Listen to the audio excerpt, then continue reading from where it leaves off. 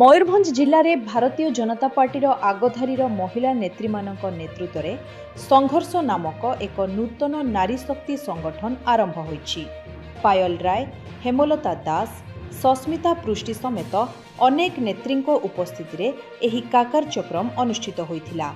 ममता महांत, सुजाता मुर्मू और सुमन सिंह मुख्य अतिथि भावे जोग देइथिले। नेत्री माने कहिसंती जे पुराणा कर्मी को अणदेखा करा जाउथिबारु संघर्ष नाम रे एही संगठन गठन करा जाइछि। एही कार्यक्रम रे 300 रु अधिक कर्मी जोग देइथिले एबैथिले एवं पुराणा कर्मी को अग्राधिकार देबाकू आह्वान करा जाइथिला। आगामी दिन में जिलार विभिन्न स्थान रे एभली कार्यक्रम जारी रहिबो बोली सूचना मिलिछि।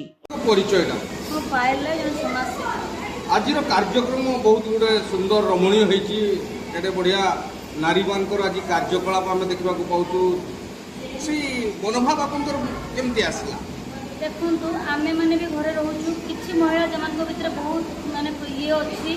से मैंने करें कि घर भितर छुआ पिला स्वामी संसार सीमित होकर रही जाऊँ आम मैंने किसी जन बसिकी जमी हेमलता दास, सुस्मिता पृष्टि, मु पायल राय, सस्मिता चांद आम सब बस डिसाइड कलु कि आम गोटे भल प्रोग्राम करवा।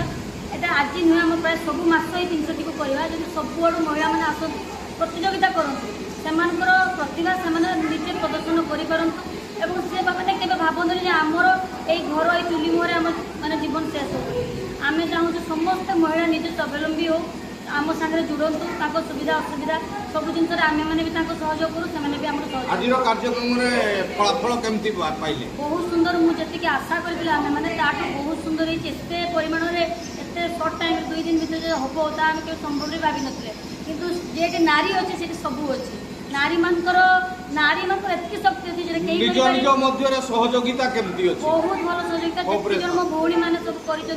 कंपिटिशन भी अच्छी सब टॉप कंपिटिशन जज मैंने मंतव्य देवे आपको देखा जाओ कंपिटिशन होची मयूरभंज स्तर ना कोन ए जो कंपिटिशन होची मयूरभंज पूरा जिला स्तर तो आज्ञा जिला स्तर सब जिल्ला आछन केते पार्टिसिपेट करछथि हमरो 300 ऊपर लोक अछन पार्टिसिपेट करछन 150 200 ऊपर लोक पार्टिसिपेट बहुत